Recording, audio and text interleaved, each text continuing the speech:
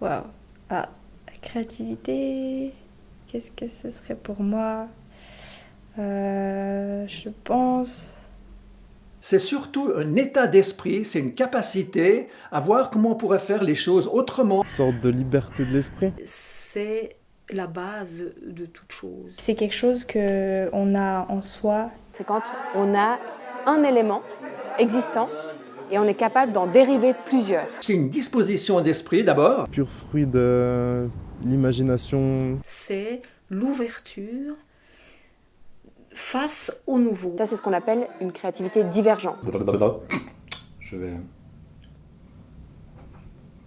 J'organise de nouveau mes idées. Vous voulez que je reprenne depuis le départ?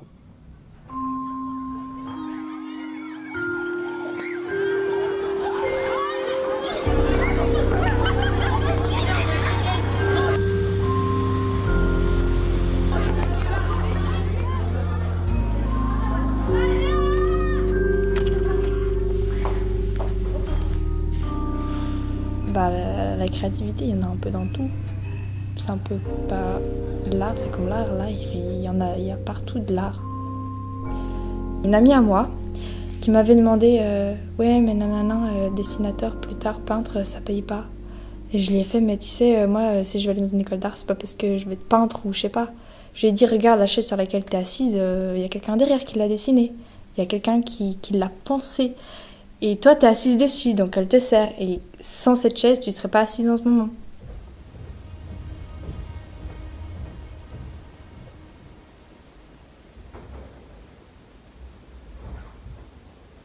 Ben, la créativité, elle existe de toute façon, ça fait partie.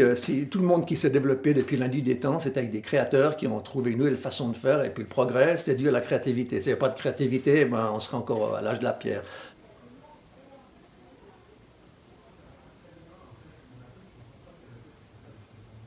Alors, dans le monde professionnel, elle est complètement fondamentale. C'est-à-dire, c'est incroyable à quel point la notion de créativité a été développée dans toutes les startups, dans toutes les entreprises, dans tous les grands groupes.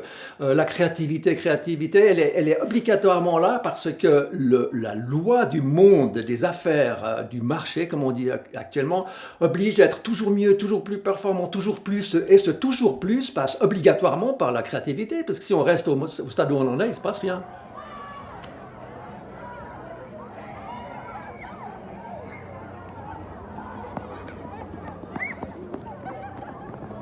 Le grand système qui met en place les plans d'études, qui forme les gens, il va contre ça. Je ne vais pas dire jusqu'à l'interdit, mais je pourrais presque le dire, parce qu'on voit souvent que c'est interdit de faire des choses, c'est interdit. On fait des plans d'études, c'est comme ça. Les plans d'études sont tellement poussés qu'il n'y a plus aucune latitude de manœuvre.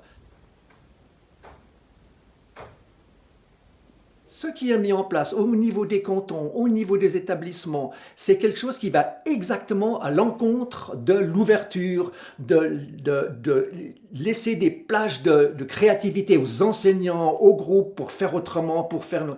Et c'est pour ça que c'est tellement important et que de le répéter dans la formation des enseignants.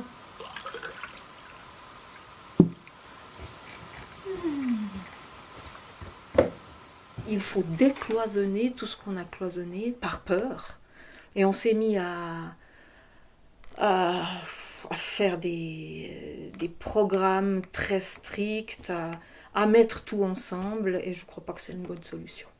On est obligé de suivre un programme, ce qui est une catastrophe, parce qu'on ne met pas l'enfant au milieu, on met le programme au milieu. Oui. Le prof est devenu une personne assise entre deux chaises. Il y a la politique et l'État qui lui dictent des programmes, puis il doit faire passer ces programmes auprès des enfants, puis être crédible auprès des parents. Mais où est-ce qu'il est? Qu'est-ce qu'il a vraiment pour le soutenir? Il faut un directeur conscient que ça ne peut plus continuer comme ça. L'aura d'un directeur est immense. La créativité, très bien, mais il ne faut pas oublier que le monde scolaire va avoir besoin d'un cadre. L'idée, c'est que tout le monde doit être traité de manière équivalente pour les tests significatifs, pour les évaluations, même ton, même cadre. je dirais presque parfois même interligne, donc quelque chose qui est très organisé. Et parfois, dans certains lieux, à certains endroits, on va pouvoir glisser un peu de créativité, mais dans la plupart des situations où ça existe, c'est des choses qui sont en dehors des notes, en dehors de la certification, qui viennent un peu en plus, ce qui rend l'école joyeuse, gaie, agréable, sympathique.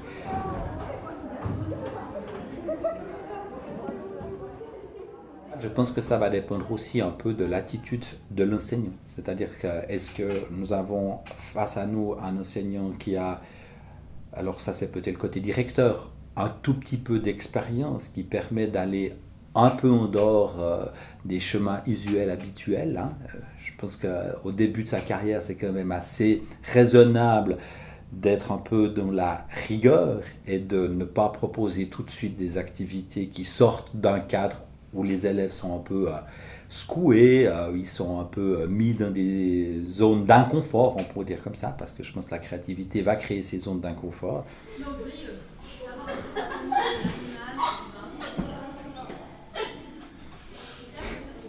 Ce qu'on observe, c'est que vraiment, la pensée créative, elle naît surtout dans l'adversité, c'est-à-dire dans la difficulté, dans la frustration, dans la non-réussite. Chez la plupart des adultes, faire faux, on considère que c'est très négatif, ou que c'est pas bien. Or, quand on observe les jeunes enfants, ils ont une relation à l'erreur qui est très neutre. Pour eux, faire faux, c'est juste une étape normale vers l'acquisition de quelque chose. Et pourquoi est-ce qu'il y a un moment donné, pourquoi est-ce que cela change? Pourquoi est-ce qu'un jeune enfant qui aime découvrir et qui a un esprit explorateur devient un adulte qui a peur de faire faux? Et donc, on a fait l'hypothèse que le système scolaire et la pédagogie utilisée à l'école avaient une énorme influence dans ce développement-là.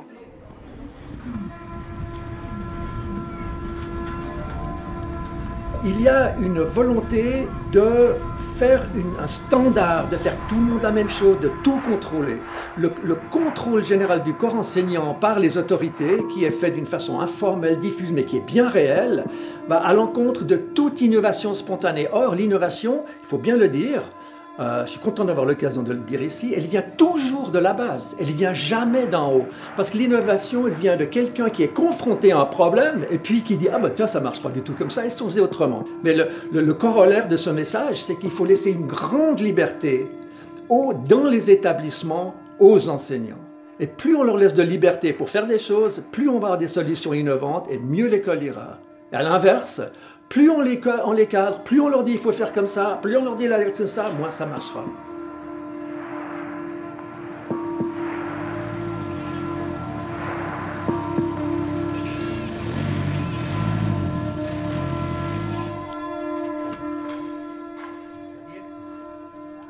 Irgendwie läuft es nicht so, wie ich mir wünsche für unsere Tochter, die 5 Jahre lang blüht hat, gemacht hat, was sie wollte, wirklich eben kreativ war.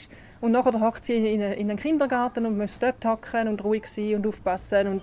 Und jetzt machen alle da und jetzt machen alle da. Das hat mich immer mehr gestört. Obwohl sie in dem Sinn in der Schule nie gezeigt hat. Sie war immer ganz eine gute, angepasste Schülerin und so. Und das ist vor allem bei uns daheim herausgekommen, dass sie nicht so glücklich ist, dass sie nicht mehr das Mädchen ist, wo sie mal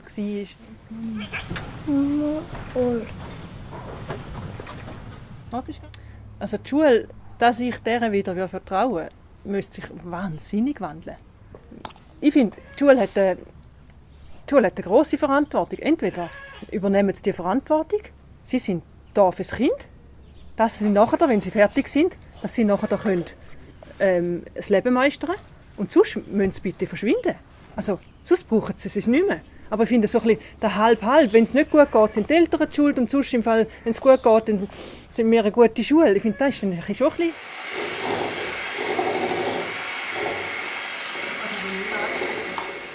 Wenn die Schule die Verantwortung übernehmen oder wenn sie weiterhin stattfinden, dann finde ich, sollte sie sich extrem auftun.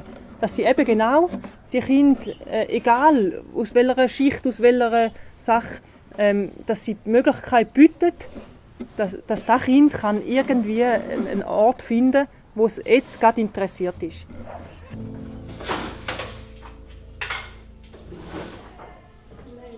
Si maintenant j'étais une directrice d'école ou que j'avais un certain pouvoir sur l'école, je pense que oui, j'augmenterais les heures de, comme on dit des fois, art plastique ou comme ça, parce que je trouve que c'est un peu comme si maintenant, il y a des gens par exemple, ils se disent pas, ouais, en français, on a besoin d'user notre créativité ou quoi, nanana. Et du coup, ils n'arrivent pas à être créatifs parce que devant eux, c'est genre une feuille et c'est écrit une histoire, vous voyez. Alors que quand on est en dessin, on se dit, ouais, là je dois être créatif parce que c'est un truc où si on n'a pas la créativité, on peut rien faire.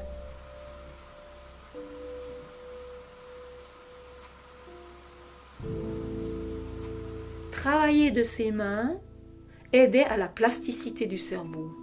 Alors, pourquoi est-ce qu'on a diminué par 2, je crois, tous les cours de art visuel, travaux manuels, cuisine et d'autres choses pour que les enfants aient plus de temps pour engranger alors qu'ils auraient juste besoin de développer le toucher, la sensation face à la matière qui amène à s'incarner sur cette terre. Et en tant qu'enseignement dans l'art visuel, on peut trouver des histoires ou des actes ou des façons de faire qui permettent à certains enfants de vraiment trouver en eux le petit génie qui dort.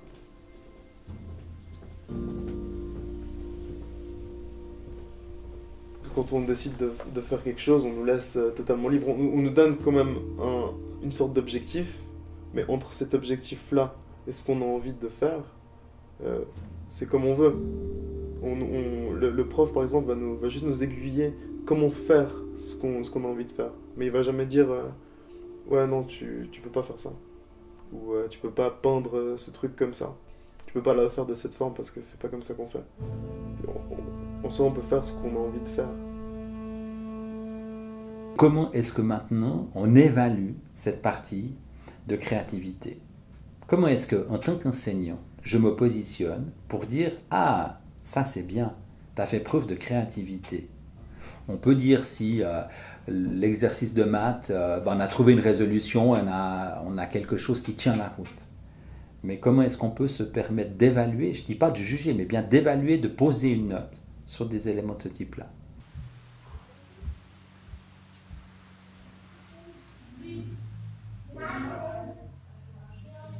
Man meint, Kreativität findet nur in den manuellen Fächern statt. Dabei, wenn man sich um ein Fach kümmert, Klimawandel, und die Kinder können sich dort reinlassen, dann werden sie extrem kreativ. Am Schluss sind sie bei den manuellen Fächern. Dann malen sie und basteln und zimmern und nähen Sachen, die vielleicht genau für das ein Wert ist. Aber ich finde, es ist ein bisschen Pseudo. Es wäre ein Pseudo. Es ist sicher besser als nichts. Aber wieso kann man es nicht auf alles ausweiten? Kreativ sein. Dürfen die Kinder auch bei der Geografie sollen sein.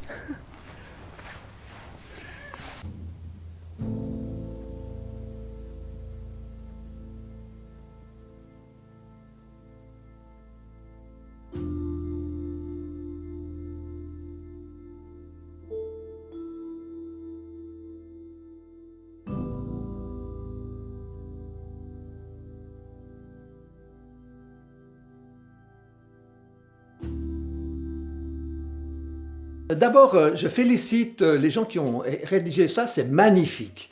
C'est vraiment extraordinaire parce que c'est bien dit, c'est exactement ce qu'il faut faire. Maintenant, la question que moi je pose à ces personnes, c'est que faites-vous pour faire ça? Qu'est-ce qui est mis en place pour faire ça? Comment est-ce qu'on développe la créativité? Qui sont les spécialistes? Comment vous faites? Moi, je mets ma main au feu que la réponse, c'est évasif de chez évasif et qu'il n'y aura rien du tout qui va changer parce qu'il n'y a pas moyen de trouver le développement de la créativité. Il n'y a pas d'heure pour ça, on n'a déjà pas assez d'heures pour l'informatique, l'allemand, la géographie, etc. Rien. Ben, ça sonne bien, ça sonne comme quelque chose étant bien.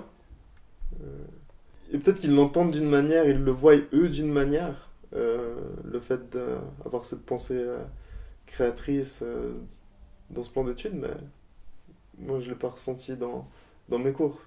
Ah, j'espère que cette notion est partout dans l'enseignement. Je trouve que c'est bien que ce soit écrit, ça réveille des gens. On s'endort tous, moi aussi je m'endors, et puis je me dis, ah, transversalité, comment est-ce que je peux l'appliquer? Also da wäre ja genau da, oder? Da wäre das Kreative ausgeweitet aufs Ganze, oder nicht? Verstehe ich da richtig? Dass da eigentlich jetzt schon drin wäre, müsste eigentlich schon stattfinden. In der jetzigen Schulstruktur sehe ich nicht, wie es da machen könnte. Weil es geht einfach nicht. Da verstehe ich jeden Lehrer, der sagt, was soll ich mit 20 Kindern und dann tun noch 5 blöd. Was soll ich denn die noch kreativ selber überlegen lassen und selber Projekt starten lassen? Da müsste eben ganz eine andere Struktur hin. Das wäre ja super. Aber ist irgendwie auch ist so utopisch, finde ich, jetzt aus den jetzigen Schulen so etwas noch einzubauen. Also, wäre super. Klingt ja auch gut. Aber da musst du verfehlen. Mit so einer Struktur musst du verfehlen. Là, il y a la porte ouverte. Donc, si c'est dans les plans d'études, il faut le faire, il faut profiter de l'occasion. La pensée créative à l'intérieur de l'école, c'est quelque chose qui se place quand c'est possible. Je ne pense pas qu'on démarre une activité pour, dans le fond, travailler cet aspect-là, sauf à quelques endroits clés. Art visuel, pour prendre des branches style rédaction au français, des éléments de ce type-là. Le problème, c'est qu'il y a ces programmes où on doit arriver à la fin à apprendre ça et ça et ça, sans s'occuper de qui est cet enfant ou qui est ce groupe, et il faut y arriver parce qu'il faut que tout le monde soit au même point. Mais personne n'est au même point dans la vie. Dites-moi qui est au même niveau de qui à certains moments. Ça n'existe pas. Donc la notion de transversalité, oui, mais avec beaucoup plus de souplesse pour y accéder.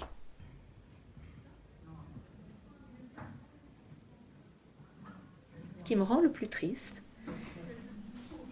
c'est de voir des élèves malheureux à l'école. Les enfants, c'est des miroirs. Et on dit ils se comportent mal. Mais est-ce qu'ils ne sont pas en train de ressentir tout le malaise qu'il y a? Et puis ils sont en train de vous le renvoyer.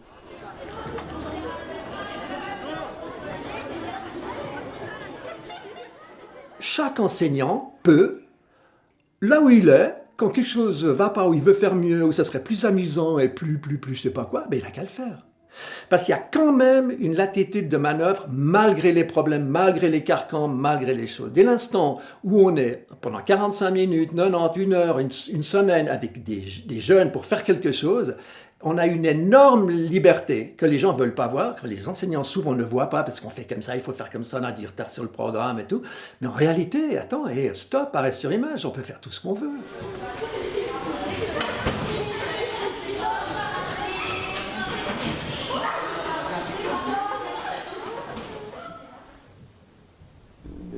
Conseillères d'orientation disent un peu ce qu'on est censé faire en tant que pour moi VSO, VSG ou VSB. Toi tu vas au gymnase, toi tu fais ci, toi tu fais ça, toi tu serais bien là-dedans. Je pense que, et puis ce système de points aussi, que on définit l'intelligence d'une personne via des points. Toi maintenant tu vas en VP parce que tu as tel point, parce que tu es plus intelligent, toi tu vas en VG, non, ça y aurait pas chez moi.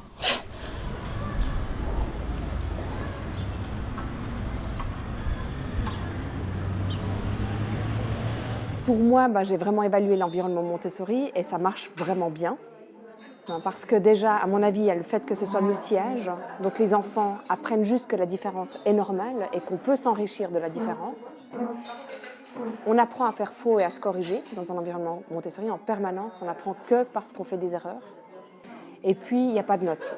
Avant un certain âge, il n'y a pas de notes. Et ça, je pense que c'est quelque chose d'extrêmement important d'abolir notes et récompenses pour développer un esprit créatif. En tout cas, jusque vers 12 ans, qui semble être une période cérébralement parlant assez importante.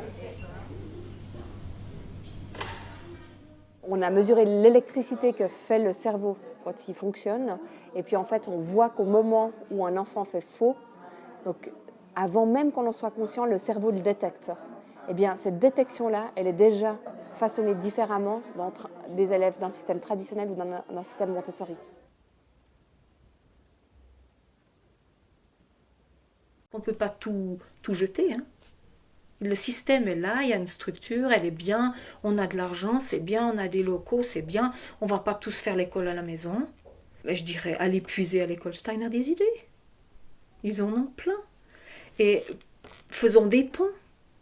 Parce qu'ils n'ont pas de sous. Et ils sont crevés, ils font tout eux-mêmes. Donc pourquoi pas faire des ponts?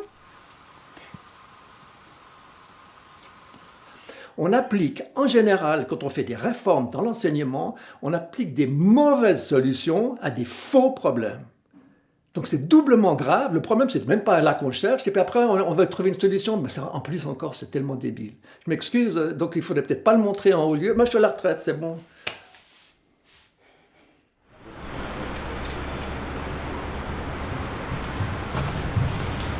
Stop. Maintenant, marchez à petits pas. Regardez, je fais un exemple. Comme ça, allez-y. Silence. Marchez en silence. Non, en silence. Alors ici, vous vous trouvez dans le Hasliberg, Golden Hasliberg. Maintenant, on va faire des petits pas et une mini interaction. Les élèves ici choisissent leur cours. Les élèves ici n'ont que 3 cours le matin et 3 cours l'après-midi. On a le temps de se concentrer sur quelque chose sans être interrompu. On n'a pas de notes. Les élèves n'ont pas de notes. Ça veut dire qu'ils n'ont pas de numéro et puis il y a moins de compétition. Stop. Maintenant, l'amour. Alors, ce qu'on fait en français, c'est on prend un texte de la littérature, je prends chaque fois un texte de la littérature, et puis on en fait une pièce de théâtre. Ça veut dire que la première expérience ici avec le français, c'est créer un truc génial. Donc, ils sont devenus francophiles. Et puis avec cette filie, on passe à la grammaire. Et toi, tu viens sur ton trône. Et puis Olivia, elle trouve dans le seau blanc peut-être la couronne. Die Ariane verloren hat. Elle te met la couronne. Und er gibt ihr die Krone. Et là, maintenant, à la fin, Und jetzt am Schluss il y a d'abord les ministres qui viennent. gibt es noch die Minister, die kommen. Quand on écrira, on se mettra à l'étable et on écrira. Et puis j'ai un tableau noir. Voilà. Mais on ne se mettra jamais, les élèves ici et le prof là. Parce que ça, on a fait une expérience une fois. On a joué école. Alors j'ai mis des pupitres. Et puis j'ai fait un cours comme ça et c'était horrible.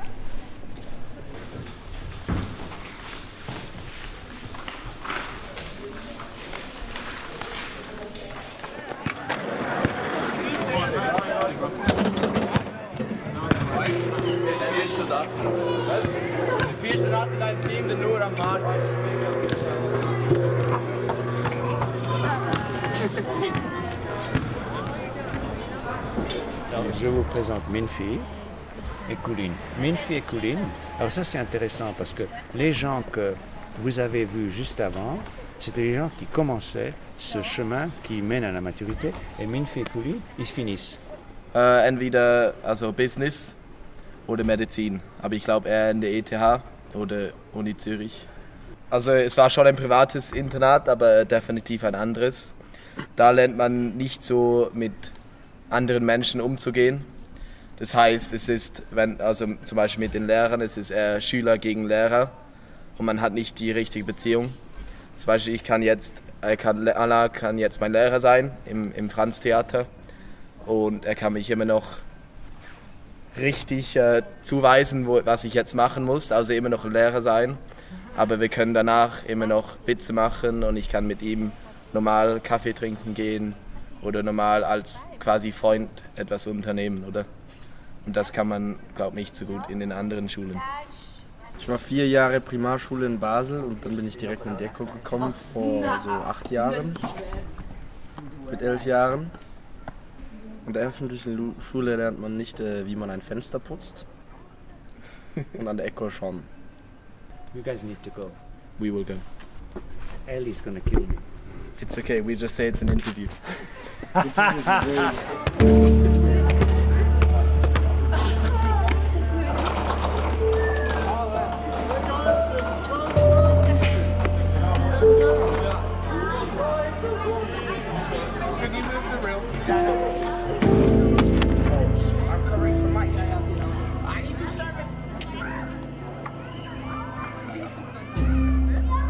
Et une des questions que j'aimais bien leur demander, c'était qu'est-ce que tu préfères faire toi à l'école ? Et le nombre d'enfants d'un système traditionnel qui me disaient que c'était la récréation ou le sport, et dans les élèves qui venaient d'un autre type d'école plus physiologique, de type Montessori, qui disaient à quel point ils adoraient les maths, à quel point ils adoraient, eux, ils étaient vraiment les champions en langage ou des choses vraiment scolaires. Je pense que l'école traditionnelle actuelle est basée sur des idées qui sont dépassées et qui sont basées sur des idées qui n'étaient pas issues de la connaissance du développement de l'enfant, qui étaient issues de principes de performance qui étaient beaucoup plus liés à l'industrie qu'à l'être humain.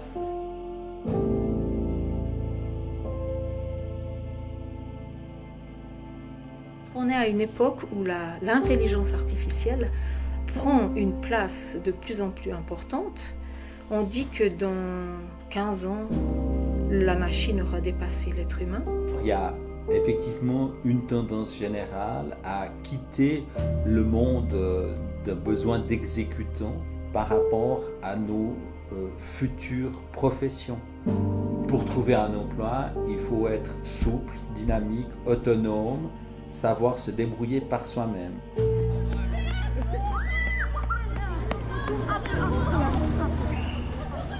Autant je pense qu'il y avait une forme de maltraitance physique il y a 50, 100 ans à l'école où on pouvait faire du mal physiquement aux enfants, mais je pense que maintenant il y a une forme vraiment de violence et une forme de maltraitance cognitive qu'on regrettera dans quelques années. Je pense que quand on aura mieux compris le développement du cerveau de l'enfant, je pense qu'on regrettera beaucoup ce qu'on fait actuellement. Et là où je pense que c'est d'autant plus important d'y réfléchir, c'est qu'on va vers une société où de plus en plus tout ce qui est purement exécutif va être remplacé par l'intelligence artificielle et par les robots. Et ils vont devenir vraiment meilleurs que nous. Et donc si on ne veut pas être dépassé par l'innovation technique et qu'on ne veut pas devenir dépendant des machines, il faut que l'être humain se réapproprie ses compétences humaines. Et ça passe par l'école.